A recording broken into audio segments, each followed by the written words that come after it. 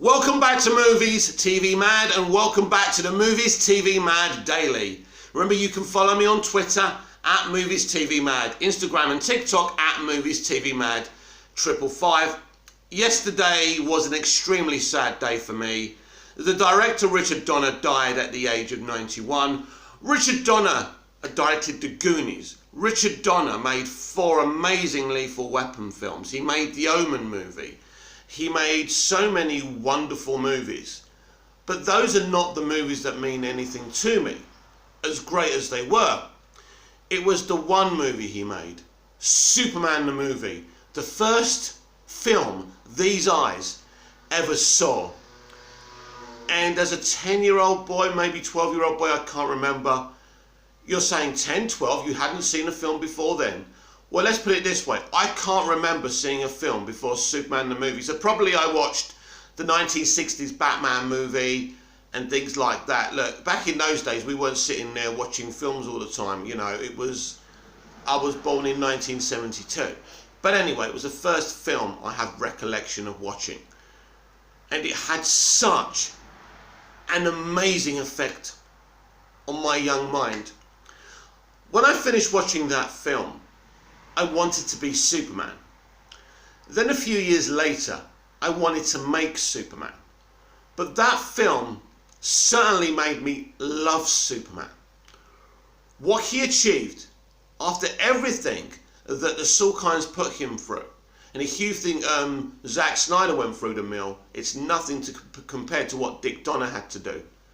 Not only did they put him through the mill for really budgetary reasons and because the film took over 2 years to make, it's because back then you couldn't press a few buttons on a computer and, you know, build Krypton. You had to do it in the camera. You know, he had to find the best set designer, and he did. And we saw a beautiful Fortress of Solitude, a beautiful Krypton. He brought the best people. As soon as he took over, he rang up his good friend Tom Mankiewicz to write the script, to rewrite the film. Tom rewrote Superman the movie in a beautiful way. And he died many years ago as well, and now hopefully Tom and Dick Donner are now reunited. But when you saw Dick talk about Superman, it really meant something to him. This wasn't some cold-hearted director who had just been appointed for one reason or another political reason. This is a guy who cared about what happened to this character. Superman the movie is an amazing film that spans generations and generations and generations, and has inspired movie makers to make movies. Inspired Kevin Feige. We'll read a quote from him shortly. Isn't it interesting? He inspired 2 men. The man who brought X-Men 1 and 2 to the cinema, and the man who brought the MCU to cinemas. Isn't that interesting? Not only did he create the superhero movie, and let's be fucking clear here, he did create the superhero movie, that he inspired 2 men who recreated the superhero movie. Because at the end of the day, X and X-Men 2 are pretty much as huge cinematically as Superman the movie is. Kevin Feige has built the most impressive, most successful interconnected franchise of all time. I'm not gonna say, oh, I don't like this about it and that about it. That's not what I'm trying to say. What I'm trying to say is that Dick Donner gave him his first job, and then gave him another job and another job. It was Dick Donner who gave Geoff Johns a job as a runner on his movies. So it's amazing how many great men and women he's inspired. This is the only man in the world, I think, who could make Mel Gibson smile. And of course the tragedy here is Dick was planning to make a Lethal Weapon 5. I absolutely believe that Mel Gibson should direct it now. I think it's too soon to be talking about this a day or 2 after Dick died. But I think that Mel should direct this movie, and that it should be dedicated to the great man, Dick Donner himself. That's my opinion. But when you're a child and you watch Superman the movie, and I mean not now, I'm talking about when, I was a kid, when we had 3 or 4 TV channels. I'm talking about when the world was different. I'm talking about when we didn't have these things to give our opinions to. I'm talking about when we were sitting at home. We used to have to phone each other up. We had to send each other telegrams, postcards from our holidays. It certainly was a different world. I'm not going to sit here and tell you it's a better world or a worse world. It's up to you to decide what's better. The world we live in today, where every fucking arsehole has an opinion, and you have to listen to what every fucker like me has to say. Or the world where really people just kept to themselves because they had no choice. So Superman the movie, in 1978, and let's be clear here, 2 movies that were the paradigm shift in movie history are Star Wars: A New Hope in 1977 and Superman the movie in 1978. These 2 movies changed cinema. They were literally filmed in the same place, and both directors supported the other director. So it's sensational what Dick Donner achieved. He made us believe a man could fly, but he wasn't just making us believe a man could fly. He made us believe Superman could fly. He made us believe in Superman. His choice of Christopher Reeve was amazing. Of course, they all needed persuading at first to put an unknown in, but Dick always wanted an unknown in anyway. When I look at Superman the movie, people talk about its cheesiness and, why does Superman smile at the camera as he's flying around the earth in the end? That smile, as a child, meant a hell of a lot to me.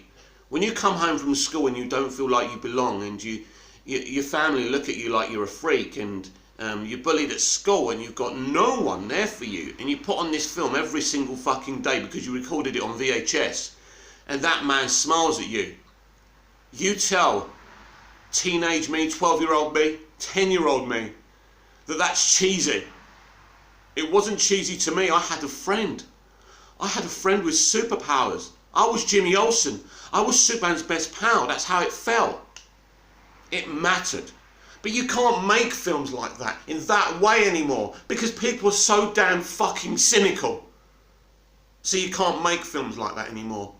They have to be dark. They have to be brutal because brutality is all we see and believe in. We treat each other with such brutality that we can't have sweet, endearing movies like Superman the movie anymore because everyone's so damn cynical. And that's the sad thing about our society today. For someone to make a carbon copy of Superman the movie, they would be called lame and cheesy, camp, all these words from the modern internet generation you hear. They've tried to make campiness sound bad.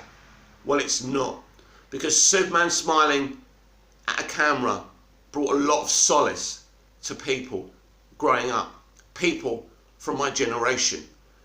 You probably guessed it already, but I'm dedicating today's Movies TV Mad Daily to Richard Donner. We're going to sit here and talk about him for the next 10 minutes because he was a sensational individual. He was a positive individual. Let me tell you a few stories about Dick Donner. When Gene Hackman was cast as Lex Luthor, it was a big coup, but he had a moustache, and this guy was refusing to shave it off. Dick Donner came up to him wearing a moustache and said, "Listen, Gene, I need you to shave it off, but listen, I'm all about the sacrifices. You shave your moustache off, I'll shave mine off." So anyway, Gene shaves his moustache off and he goes to Dick, "Hang on a minute, I shaved my moustache off. Why haven't you shaved your moustache off?" So Dick goes, "Oh yeah." And Gene Hackman loved him for that. I've seen the interview. And a lot of you probably say, "Oh Mick, we've seen that. You're not telling us that we don't know." I know. But some people may not know about that story. He had a false moustache on just to get Gene Hackman, an epic actor, to shave his off. Ray Fisher would probably call that toxic. But back then, it's great banter. Richard Donner said that it didn't matter how badly and how stressed he felt during the production of Superman the movie. And the Salkinds put him through such intense pressure, he even ended up in hospital with chest pains, as George Lucas did during Star Wars: A New Hope. So much in common with those productions, by the way. So Dick believed, no matter how bad he felt, that he had to put a false positive environment to the actors and the crew. Every actor who ever worked with Dick loved him.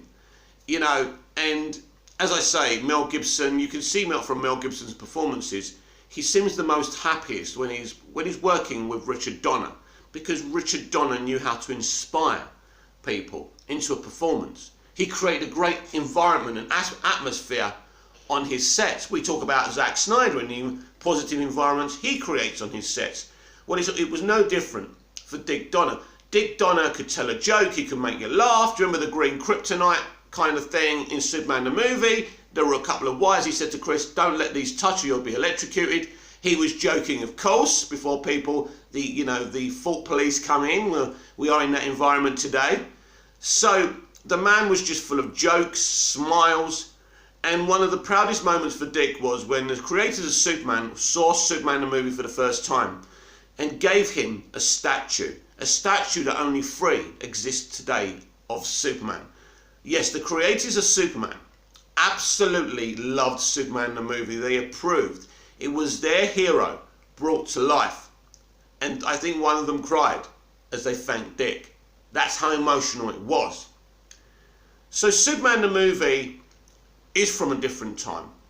It's from a time when they started to make more positive movies, because before Star Wars: A New Hope and Superman the movie, all the movies were dreary and dark and, compelling and things like that, and gritty.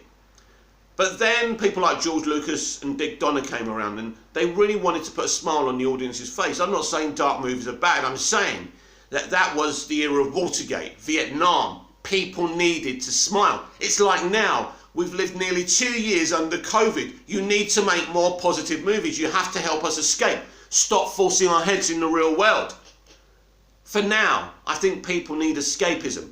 We can do the brooding real world movies and, tell us the great commentary later on, when life's a little bit better for people, But Richard Donner took Superman and put him on the map, because Superman had already had the live action treatment in George Reeves' series, 1950s series. It was a great hit. People today, from that generation and their grandkids, people still watch that show today and love it. But it really was Richard Donner's Superman the movie that put Superman on the map. Not just on the map, but made people fall in love with Superman. If it wasn't for Richard Donner's Smallville sequence, there would never be a Smallville TV show. One of the most amazing things ever made in the name of Superman. There were so many things and people he inspired. He inspired Christopher Nolan in the way he wrote, directed and cast Batman Begins. There's actually a video of them sitting in a movie theatre together, and Chris is interviewing his hero, Dick Donner. So that's another creative that Dick Donner inspired. The guy who brought you the Dark Knight trilogy, the guy who's brought you the MCU, and the guy who brought you X-Men 1 and X-Men 2. That's pretty amazing. He inspired, because the way he made Superman the movie was so right. He cast big names in roles, but roles like Lois Lane, Jimmy Olsen, Perry White, Superman, they were kind of unknowns. I mean, Jackie Cooper was a very famous child actor, but I didn't know who he was when I was a young boy, but then I was very, very young when Superman the movie first came out. So this is a movie, the movie that Richard Donner gave us, that had a huge impression on me. It really made my creative juices flow as well. I used to come up with Superman stories, but that is the film that made me fall in love, not just with Superman, but with film, but with story. Because when you finish watching that film for the first time, it makes you feel $1 million fucking dollars. It makes you feel that you can fly. It makes you feel you can do anything. It really is a way of making films we don't have today.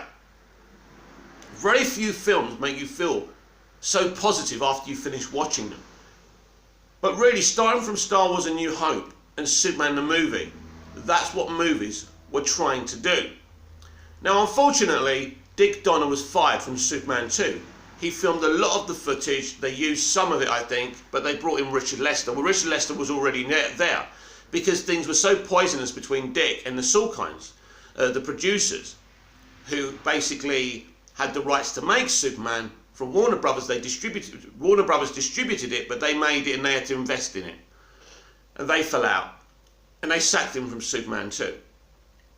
He eventually got to do a Donner cut, which is a great movie. Unfortunately, he did use some of Lester's footage. He said he couldn't even bring himself to look at it. He had someone else put it together. But I think Superman 2, the Donner cut, is as close to that vision of that film from Dick that you'll ever see.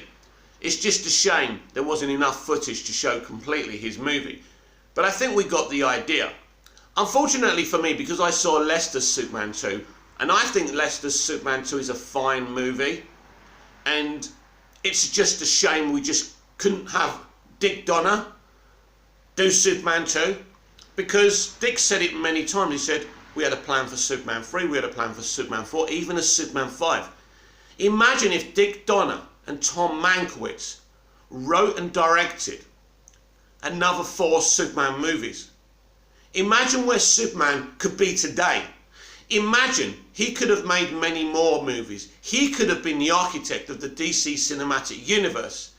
And something tells me it would be bigger than the MCU right now.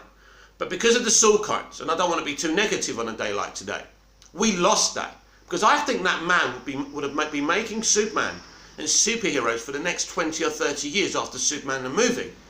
And I believe he would have made more than 5 Superman movies, and I think he would have made his own Justice League movie and everything in the end. And then he could have handed it over to somebody else. And it would have been amazing. It would have been a great legacy. But don't get me wrong, one Superman movie from Dick Donner is better than 20 superhero movies from another creative. But I'm just thinking about what might have been. And what might have been would have been amazing. We wouldn't have had one bad Superman film. No one would be making fun of Superman now. He would be up there. Who knows how many Superman movies could exist out there? Epic Superman movies. You see, Dick wasn't interested in making Superman a cartoon. I don't think he would have implemented many of the CGI elements today. Maybe he would have used some, but I think his Superman movies, even today, would have mostly in the camera production and shooting. I think that would piss people off in the studios, but I certainly think it's a better way of doing things, because a lot of CGI today does look fake. It doesn't look real. You know, it's not really a planet. Some CGI looks beautiful. I think we are over-reliant on CGI, and I think Dick Donner knew that himself. And now, as he's been immortalised, and Superman the movie was immortalised many, many years, to some frustration of some people who love other versions of Superman, I've made it clear that I will block anyone who speaks disrespectfully about Dick Donner on any of my socials.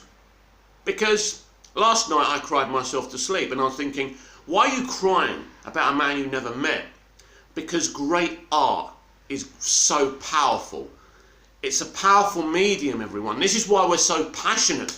This is why sometimes 100 people come in to watch my videos. 100 people doesn't sound like a lot to you, but it's a lot to me. That's why hundreds of thousands of people come in to watch Grace Randolph and John Campea. Great art is a powerful medium. But Richard Donner didn't just make a Superman movie. He changed the world. He changed the way people looked at Superman. He had that word, didn't he? And I can't even say it properly. Verisimilitude. That's it. Got it right. Had it hanging over his office. It meant that everything had to be believable. Not real world stories, but believable. Whatever he made, people had to believe. I think the most amazing thing Donner ever shot, and I've spoken about this before, is when Superman's flying after the missile that Lex Luthor's launched. And the intensity in Reeve's performance, his face, the way he's moving his hands, and he's so desperate to catch the missile. I think that's probably still my favourite piece of Superman, a Superman action, still today. I think it's the most stunning thing, because it's not CGI, it's not fake. It's Christopher Reeve and Richard Donner doing something very, very special. Christopher Reeve was a glider pilot. He knew how to move. It was sensational. Dick Donner talking about the first time Chris flew in The Fortress of Solitude, and everyone applauded and clapped. Because that's the difference, isn't it? When you're pushing a button to make someone fly, it's not the same feeling. But when someone's actually fucking flying, and you've worked hard to make that happen, and you've had to create technology and, ways of making that happen in the 70s, it's a very powerful thing. Richard Donner was an amazing man, an amazing director, an amazing husband. He was a pure force in Hollywood. And you think about, when you think about what the effect he's had in movies, for example, The Goonies, he directed some amazing young actors in that film, didn't he? And he created a legacy that started those actors on their journeys. Lethal Weapon. Mel Gibson was already a big star because of Mad Max. But basically, Dick Donner, putting him in those movies and making them so great, made him a real international star. And I think that even today, Mel says, without Dick Donner, he'd be nowhere. And I think that's true.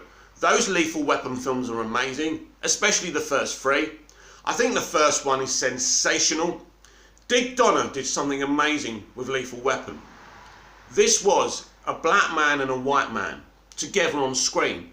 And it wasn't about a cop arresting a black man. It was about a white cop and a black cop uniting together, becoming family. It's the black man who lives in the nice house with the nice wife, with the nice kids, not the white man. It's the white man who's invited into the nice house. And I think these are amazing elements. And they were done in such a good way. And nothing about those films was about putting down any ethnicity, talking about white privilege or anything like that. It wasn't about, strong messages. It was about unity, black and white unity. And I think that was something so wholesome about Dick Donner. And it's the humour. It's about a man who's suicidal, who's welcomed into this family, who changed his mind to not kill himself. They make his life worth living. They adopt Martin Riggs. That's sensational. When you think of all the stories in the past of white families adopting that black child, Different Strokes, if you remember Different Strokes, a comedy about a white wealthy man adopting two black children who came from kind of more working class areas, very, a bad stereotype. But I did enjoy Different Strokes as a comedy. It was quite funny.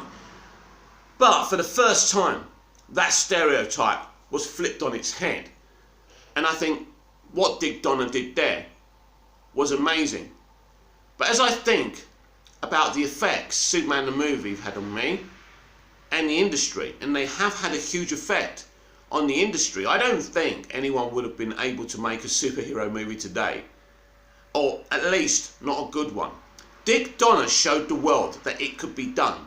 Not that it had to be done his way, that's not what he wanted, but he did show the world that in the 70s, when there's no CGI, when there's only a couple of effects houses out there, that you could make the most amazing film ever, that looked good, but felt good as well, that has that dramatic moment when Lois Lane dies and Superman screams to the heavens.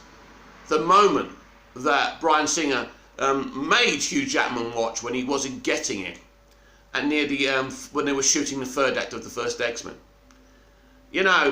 Richard Donner achieved so much in his career. He really did.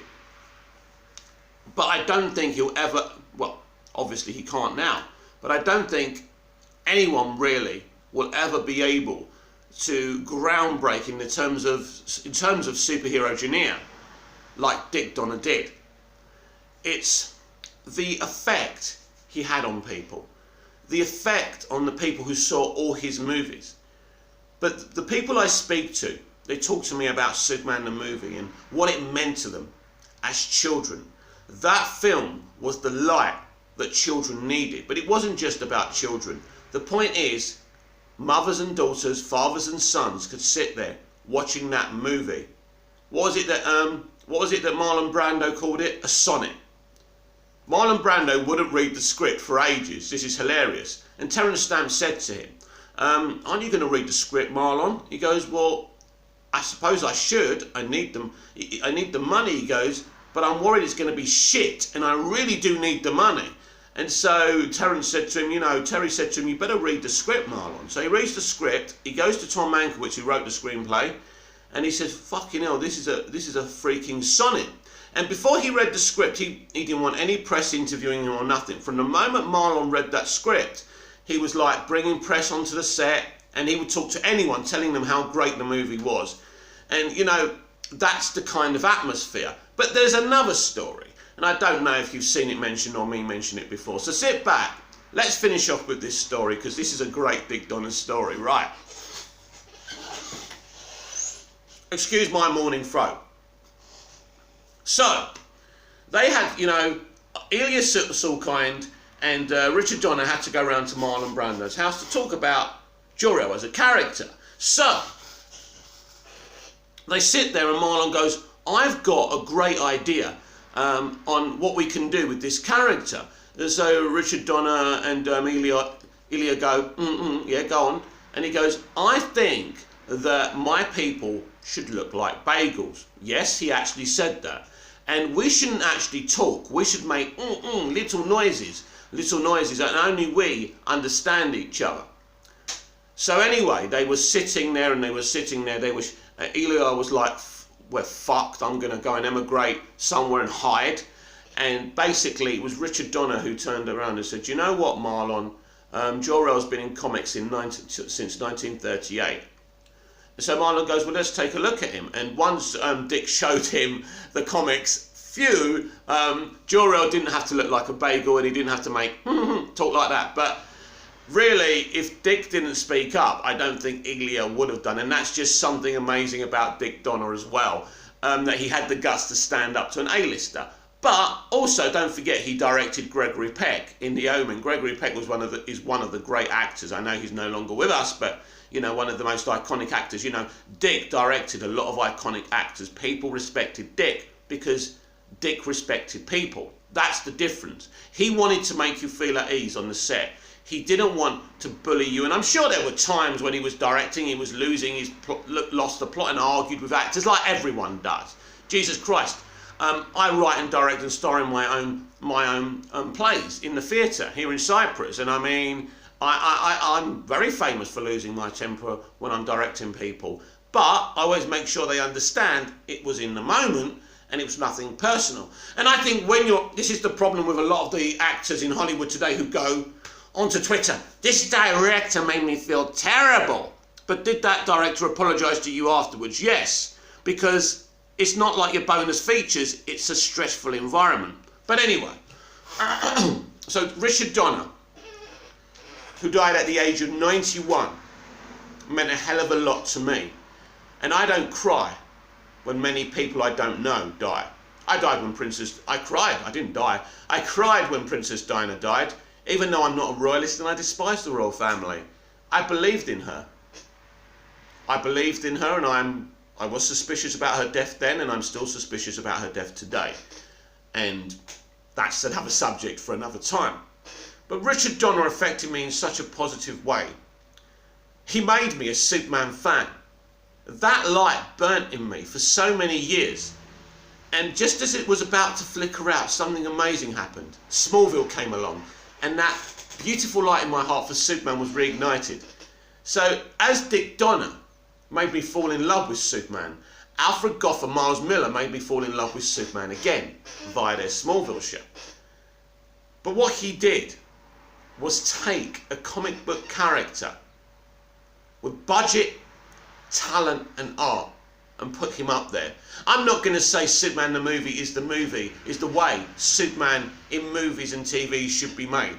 I'm not in Nazi Germany, and I don't have the right to tell you what version of Superman you should like. But I'm telling you, Richard Donner was a pioneer, and without Richard Donner, we wouldn't be celebrating Superman in live action today. Comment down below. Like, share and subscribe. Please tap that little notification bell so you don't miss this perfection. I'm at Movies TV Mad on Twitter, at Movies TV Mad 555 on Instagram and TikTok, and I will see you again in the next video. And I'm definitely going to watch Superman the movie and see Richard Donner's and Tom Mankiewicz commentary as well for that film as well. It's a day to remember Richard Donner.